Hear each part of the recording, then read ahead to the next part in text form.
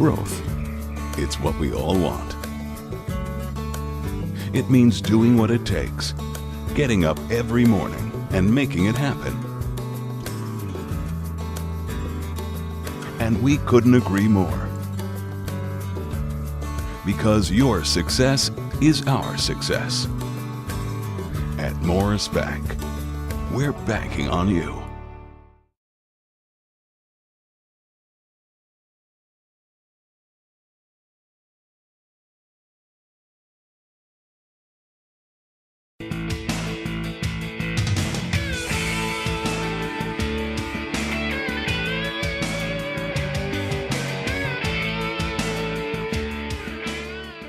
Hello, everyone, and welcome. I'm so glad to have with me today for the very first time on TV 35, Mr. Thad Childs. First of all, welcome. I appreciate you taking the time out of your day to talk with us. Thank you so much. It's my pleasure to be here. Thank you.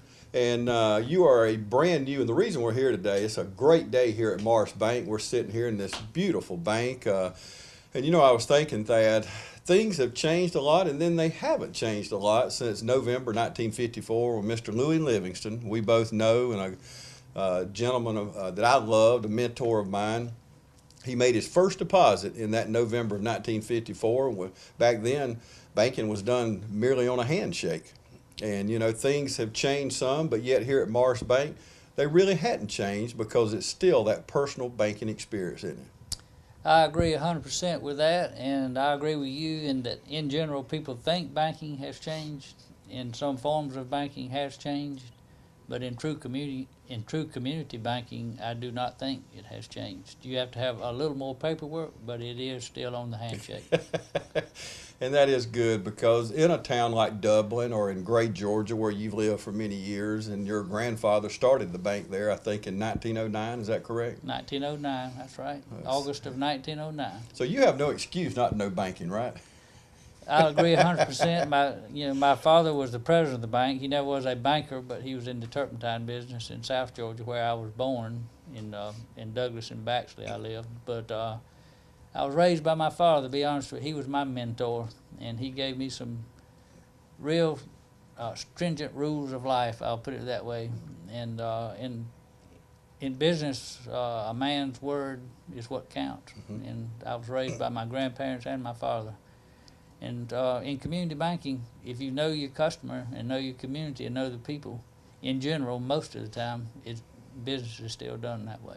And you went off to the University of Georgia, and also you've been to the University of Oklahoma, and then came back to Gray, Georgia. Tell us a little bit about yourself and your family. Actually, I was born in Douglas, as I said. My father was in the turpentine business, ran the plant there and in Baxley, back when turpentine was king in the 60s, 50s, and 60s. Let's say I was a pretty rambunctious teenager, and Daddy thought it would suggested that my senior year of high school that I might go to Gordon Military, and I told him I thought that would be a very good idea. So I went to Gordon Military my senior year, and probably that did a lot. I'm a real regimented type person anyway. I like to do the same thing every day, and so I went to Gordon and got good military training there. Plus learned some good rules of life at Gordon, what you should do and shouldn't do. And then I went to Georgia and graduated in 1969. Upon graduating from Georgia in 1969, I've always been a person. My daddy sent me to school. I didn't have a job then. Hadn't really looked for a job, so I said I probably need to join the service. So I walked downtown in Athens, didn't tell anybody, parents or anything, joined the Navy for 4 years. Wow. And probably that was as good, that meant as much to me in my personal life as college or anything else. I joined as enlisted. I didn't go to OCS, could have, but I chose not to. So I joined the Navy as an enlisted man and learned. I've always enjoyed people, but being in the Navy as an enlisted man, I learned to get along with a lot of different kind of people, a lot of people from different parts of the United States. Mm-hmm. And so I'll just leave it at that. It was a real education, and it's helped me all my life, being in the military. And I'm still a big believer in the military. Mm-hmm.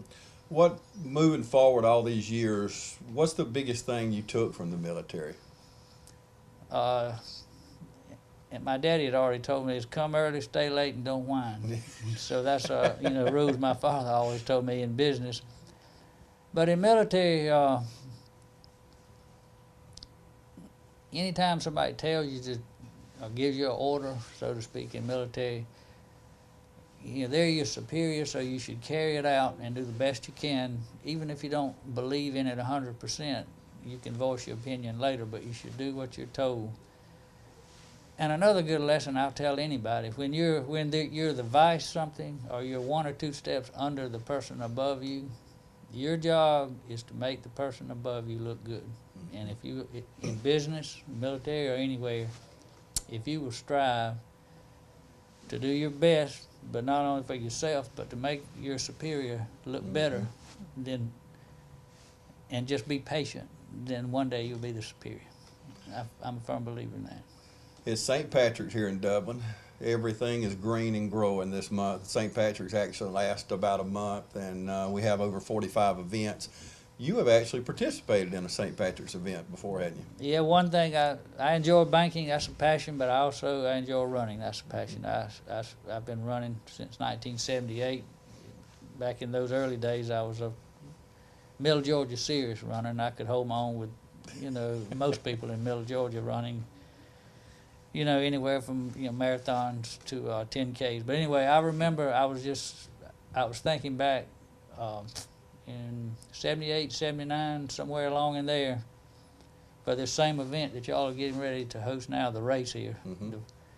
Y'all invited Edmund Coughlin. I think he was a mile record holder back in those days, and Bill Rogers, who was probably the most famous runner in the United States at that time. That was the two people that were here at this event, and I remember it like yesterday. Big deal for me. I just wanted to come meet them. Yeah. And Bill Rogers came in second, I'll say that. Wow. It was a 10K race. I remember the guy beat Bill Rogers that year. And you're talking about what we call the Leprechaun Road Race Exactly here in right. Dublin. Still going. So That's how right. many years is that? Oh, many years. It's our 30. 50th. It's our 50th St. Patrick's Festival, and I know the road race started a few years after it actually started. But so it's been along probably 40 some odd years. Right. But it's still growing strong, and it's a great event. We start out at 7 o'clock in the morning right over here at Dublin High School, and just hundreds of people participate in it. Some are serious about it, like the Bill Rogers of the world that you talked about, and then some, it's really a family event. Right. People just like to get out with the kids and family and just, have a good event on Super Saturday. But the main thing that I think is great about that particular race is how long it's been here, and it still has a big name. And the reason I say that, there's a road race every weekend now. Back in 78, 79, 80, they were few and far between. But now there's a road race every weekend. And the race here in Dublin is just as popular and just a big deal as it always has been. So that's unbelievable to maintain that over those years, I think. Yeah, and it says, I was born and raised here. We have a great community, and the festival itself says a lot about Dublin because it's one of the few all-volunteer festivals still around, because most festivals, there's big checks being paid out to people to run them. Exactly. But it's run by hundreds of volunteers, so it is really good. But, thinking about all that banking experience, over the last 20 years or so, how has banking changed the most to you? Well, we all know about from 2006 through now. So we won't get into that. That was a great learning experience for all of us. And when you get down to it, in the long run, it probably did everybody in the United States good. We probably needed it. We were going too fast, in an upward trend, too fast, too easy. And my opinion is, I'm sorry that a lot of people, including myself, and most people got hurt by it. But sometimes that's what it takes to make you realize what you should be doing. So I think we've all learned great lessons from that. And my personal opinion, the state of banking now is very, very good. I remember Warren Buffett. I'm a simple person, but I like simple rules. I remember reading something 3 or 4 years ago. Warren Buffett made the statement, you'll know when this monster is ending when you see new housing starts hit 1 million. A simple statement he made years ago. We're at about 1-1, 1-2 now, and everything's looking better. And the main thing is also, in my opinion, it's the mindset of the people that has as much to do with the economy recovering as anything. It's a vicious circle. If the people don't feel good and feel safe and start feeling better about themselves, they don't, as consumers, they don't purchase. They don't purchase, people don't. It's a vicious circle. But I think the circles, everybody's feeling better. The consumers are feeling 100% better, and they're making purchases, and therefore factories are cranking up building. And in general, we've just started, but I see a great future, especially in banking.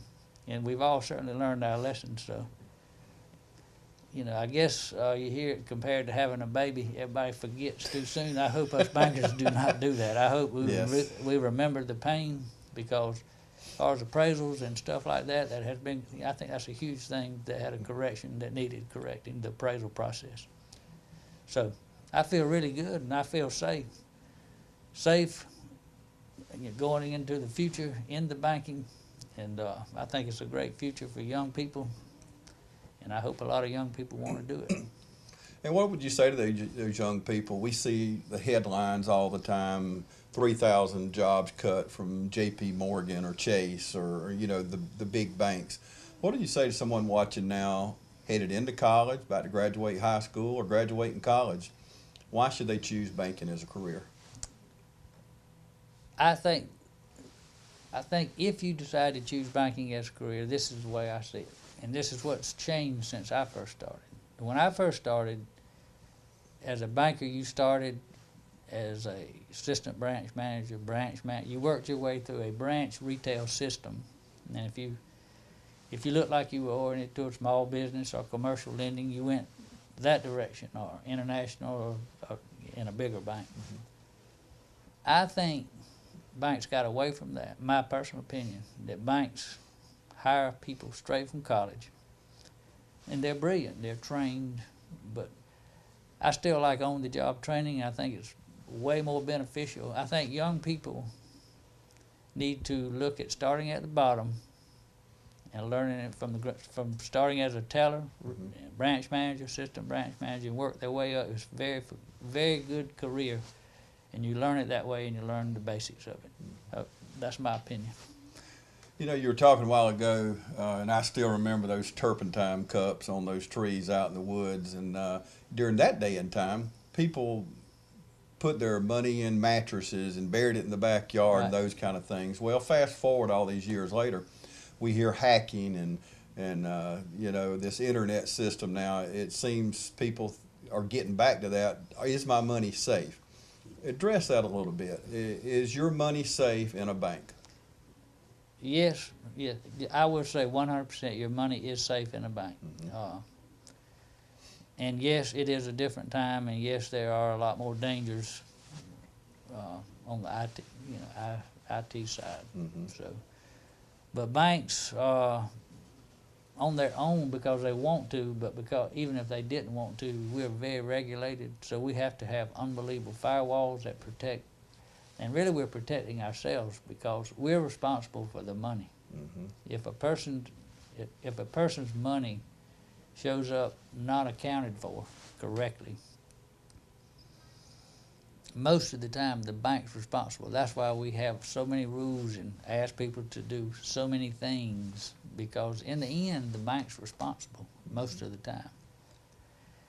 But if you just, and even $250,000, everybody's, you know, that's the insurance. $250,000, your money's covered under the insurance program. That I tell people, if you're dealing with a safe and sound bank, the numbers are available. You can look at the capital account. You can look at, are they making money? It's all available to the public anytime you want.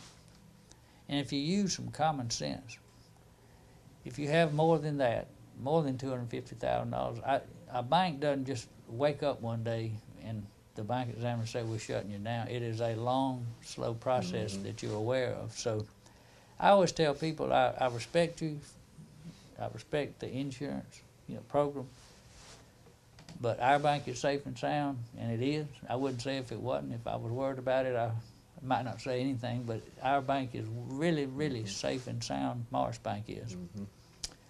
And I would put more than the insurance premium, more money than the premium covers, for various reasons. Number one, because you can watch it, monitor it yourself. Number two, I've never seen a bank go down in one day. Right. And so, as far as safety and sound, it's a very safe and sound system. Back to the regulators, because we do have so many regulations, and it is good. It's a fast changing time, faster than I can keep up with. I don't mind saying that. I'm pretty homespun in banking, but I'm trying to keep up. I'm on my computer, and I'm doing bill pay and the whole bit. So You're changing with the times, I'm right? I have to change with the times. And I'll be honest, I remember the first time they said, you need to learn how to do bill pay. All right. I've always written, but it's the best one thing I've ever done in my life, paying my bills on bill pay. I will tell anybody that sees this. I I'm agree. 68 years old. If you'll do it one time, just take one or two bills and learn, I promise you, that is an unbelievable thing. I can't argue with that. I do all of it like that. We're talking with Thad Childs. He is on the board of directors here at Morris Bank. We're going to continue our conversation with Thad right after this message. Welcome back, everybody. We're continuing our conversation with Mr. Thad Childs. And talking to you this first segment, Mr. Childs, you seem very passionate about banking. Where does that passion come from? Well, I've done it so long, that's one place. So if I wasn't passionate, There'd be something wrong. I'm in the wrong job. But I remember I started, in my banking career, really, I was a branch manager way back with our trust company bank out on Pinona. And the way I looked at it, my branch on Pinona, that was a blue collar area, which is what I like and relate to good. And I actually looked at that as this is my bank. I always looked at this as my bank. I need to grow my deposits at my branch and make more loans and make my people happy. And then, I started to realize all the people that bank with me, this was in 78 and 79, a long time ago, they came in every day and they had positive things to tell you about their children and their family, and they had sad things to tell you. And I started to realize, next to my family, my true immediate family, these people are like my second family. Honestly, you get the feeling, you truly do. It's not just, and you get the feeling that, just good and bad stuff you share with them, and then the credit criteria comes in, and these people go through things in their lives, that some in their control, some not in their control, some just because they didn't make the correct decisions they should, but maybe they learned their lessons. So I think to be a good consumer banker, which is basically what I am, small business consumer banker, which I've enjoyed, that you need to understand that it's not lending money in a box, not fitting a person in a box. If you know them and get to know them and you believe in them, and even if they have a blip in their life, then you need to try to help them. Mm-hmm. So it's very rewarding. It's you can keep score, your bank grows, your bank makes money, your bank makes a profit. Of course, you yourself make enough money, to live and enjoy yourself, so life is good. But it's really important to enjoy making other people's lives good. Small business owners, there's nothing better than a new person to start a new business from scratch and see it grow and see 20 years later, I'll tell you the story about when you helped me. And it happens all the time. Yeah. So, young people, it's hard to explain that. It's easy for somebody my age because I've lived it. But I promise, in retail banking, which is different than solid, pure commercial banking, retail banking, you can make some commercial loans, small business loans, but you have to enjoy dealing with a wide variety of people in all phases of life. And that's what I enjoy. And that's what I would like to preach to young people, because you do not see young people. Young people don't know what the difference is, want to start at mid or high level and not start at the bottom. I just think the young people on a bank training program or whatever, I think it's very important to start at the bottom learn it all the way up. You'll know if you like it or not. If you don't, then go do something else. Find another career. That's right. And you mentioned different types of banking, and we see internet banking, banks that don't even have brick and mortar. What all kind of banks? I know you hear commercial banking and consumer banking.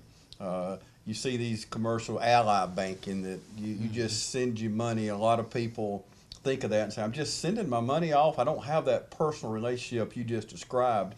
And I noticed the smile on your face as you talk about these people that and they're real people, real families. You watch their kids grow up, and you see these good and bad things happen in their life. So there's a lot to be said about the brick and mortar, and coming in and actually meeting a Thad Childs or a Spence Mullis or a Tony Tanner or somebody that Roger Miller. You can sit down and have that relationship because everything's not a credit score. I mean, there's personal things that happen, and you just said some are may be our fault, some may not be our faults. But talk a little bit about that, the different kind of banks and what you think about that. Well, you know, you have national banks. There's huge banks on national banks. We need them. Mm-hmm. They're important. We have them. You have international banks. They're big banks on an international basis. Important. You have, like you said, internet bank, important. Nothing wrong with them. Completely non-personal. They're set up to be that way. Mm-hmm. And you have people that choose, well, you know, of course, international banking, that defines itself as international. So that's the huge side. And then a true national bank, a huge national bank. They offer everything, but they'll tell you in a minute, I think I'm right. They will tell you, look, we're really a huge commercial bank. We're commercial. Our bread and butter is commercial lending, defined as million and million in loans, you know, huge loans, millions of dollars. But we do this other stuff because we're full service, but we really are a commercial bank. Then you have other banks that are middle-sized banks and they all call themselves community banks. That's a few years ago, 10 years ago, 10, 12. Community bank is the buzzword. So you started noticing everybody, we're the community bank. Well, that's not true, in my opinion. So you define it as, I define a real community bank. You have to describe the real from the not real. It's a hometown community bank. That's the only way I know how to put it. Hometown spin, hometown flavor, hometown feel. So I think Morris Bank is a hometown community bank. And exactly what I've described before. Our customers are our family, or we view them as our family. They're important to us as a family. We never like to say no. We have to say no sometimes, but we always say it, and we always have a reason, and we explain the reason, and we always leave the door open. If we can fix this, this, and this, we will look forward to having you come back in the future. We can help you. So being polite, being nice, treating people like you would want to, you know, same old thing, you know, what your mama taught you. You treat people exactly how you would want to be treated, and say things to them that you would, even if you have to say no, there's a correct way to say no to someone. And I've always said, hard to teach it. You can read it in a book, but you have to have your own style, and it has to be from your heart. And I never like saying no. Have to say no sometimes, but it's not fun. Yeah, and you're helping that person. Even when you say no, you're doing them a favor by saying no a lot of times. So yeah, because you're in the business we are in the business to make loans. We want to make loans. We never like to say no. So whoever hears no from me or from a true community banker, there's a reason for saying that. And you should offer some advice of how they can improve on the problem they had. That's right. And come back later. And Morris Bank is a true, you say real, it is a true community bank. And for those of you who have not visited Morris Bank, just walk in the front door. You'll find out. My goodness, I don't know how many times I'm spoken to. I come in this bank quite often, but multiple people are smiling and speaking to you. And it's not just a hey, how you doing? It is a sincere welcome to the bank. And that's what that community bank is, isn't it? I agree. Absolutely. It's not a scripted hello. Oh, no. It's a from the heart hello, and That's you can right. tell the difference whether it's on the phone or in person. Yep, absolutely. What should a consumer know before they walk in the bank and open an account? What should we know and learn about that bank beforehand? Well, you should know, number one, how safe and sound the bank is. Okay, how do you know that? You ask the question, and it's an important question. Even if you don't know what it means, you should ask the question anyway. Are you a well-capitalized bank? Capitalized bank means how much money you have in your savings drawer. How much dry powder do you have to weather any storms that might come along? And they will. Banks are responsible to be able to tell you what their capital ratio is, the percent of dollars they have in reserve, just in case something happens. And a good guideline would be always over 8%. So that's question number one. Then you should just know, if you come in a bank, I mean, step one, what's the feeling you get? Do these people know what they're doing? Do they know banking? Do I feel good about them? That's the main thing. All banks are regulated, the rules.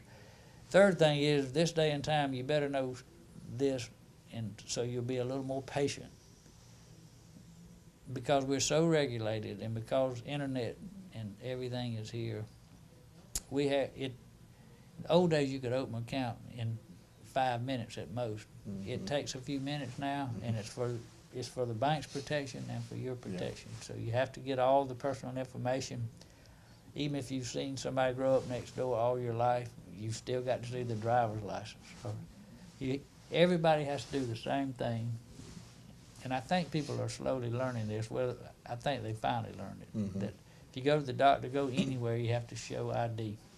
People used to bother people. They was like, "You don't believe me?"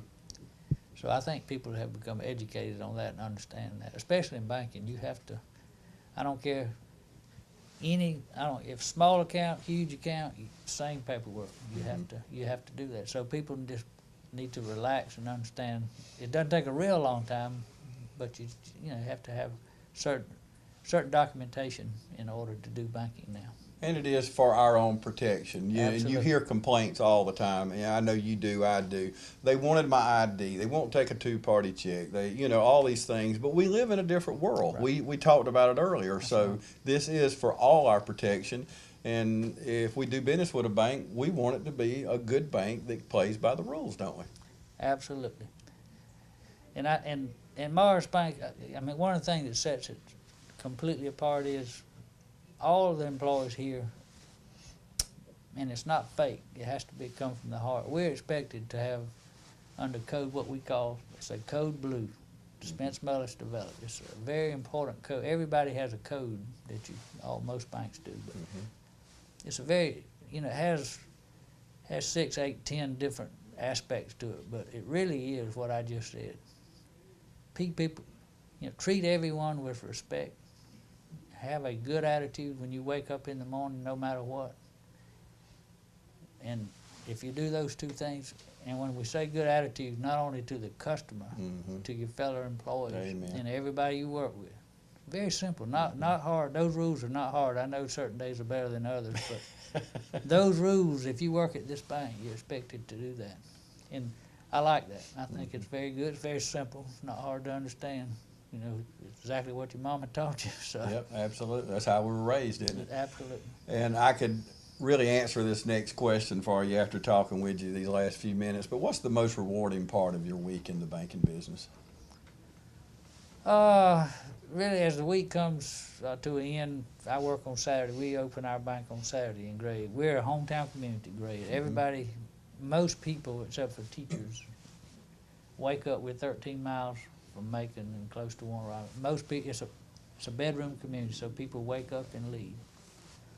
So we open the bank on Saturday. We need to. It's the only time that people have a chance to bank with us. So we've always done it and do that. So at the end, on Saturday I come. We're open 9 to 12, and it's not as busy. Saturday is not. People come to the bank because it's the only day they can. But I always, it gives me a chance to reflect on my week. And I just think about the people I've talked to. There's always a lot of people I've helped just that one week. A couple of things might not have been the easiest things to handle, but I always review that and say, well, how could I have done a little different maybe and come out differently. So I just spend the end of my week, and it's very gratifying if you do that.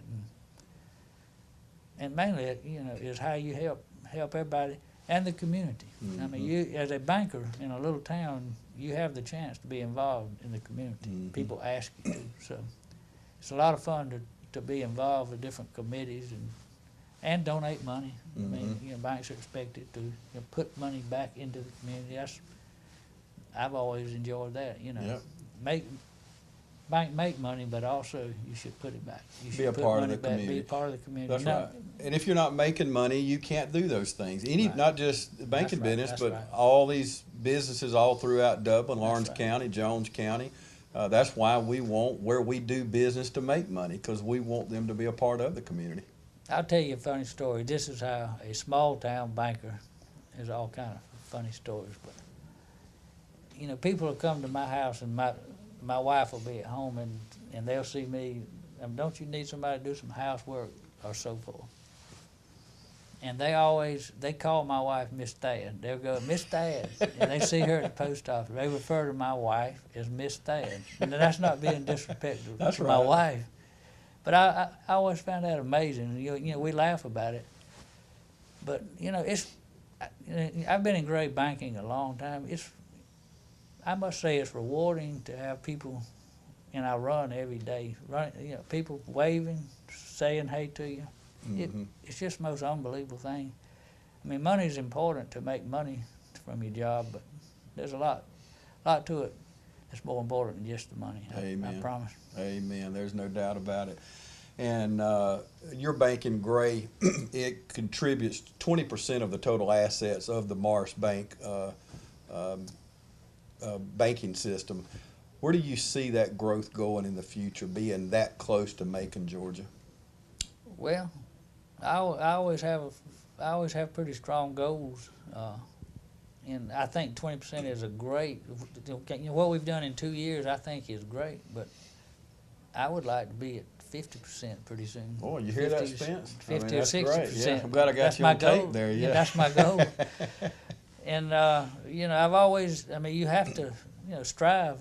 Yep. I think there's room. I mean, we're 13 miles from Macon, so it's always been a big secondary market of mine. And I know that we've done well in Gray with our deposit, but there's a lot more deposits. And the hardest thing about moving deposits in Gray, Georgia is we have people we've banked all these years that are still at other institutions. If they don't have bad loans or are not in the ditch, and with all the government direct deposits and all the automatic debits, it is very, very difficult for people to make. They want to bank with you if you could just snap your fingers. But to change all the direct deposits and automatic debits and other stuff tied to the account, that's our biggest hurdle. But we're going to figure out how to make it easier. Yep. I like that kind of talk. Last question. When they asked you to be on the board of directors here at Morris Bank, what was your first reaction? And the second part of that question is, how does it make you feel serving on a board with such fine people in our community here, like Ben Hall and Dee Cullen, Lisa Livingston, Kate Allgood, Roger Miller? We talked before we went on the air about Melton Tyson, his experience in the banking. Right. It's a two-part question, I know, but tell me how you feel.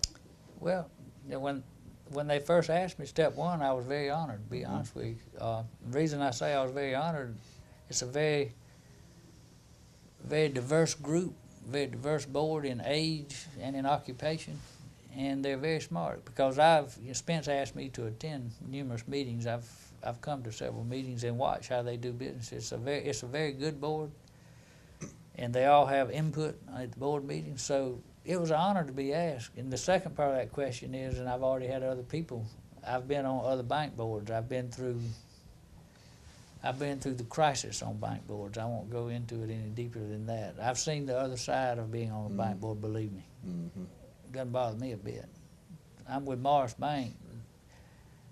If you have a car wreck, it doesn't mean you aren't going to drive a car again. That's the way I look at things. In this bank, I didn't have to think even 5 seconds when I was asked, because it's the bank. How safe is the bank? How safe and sound is the bank?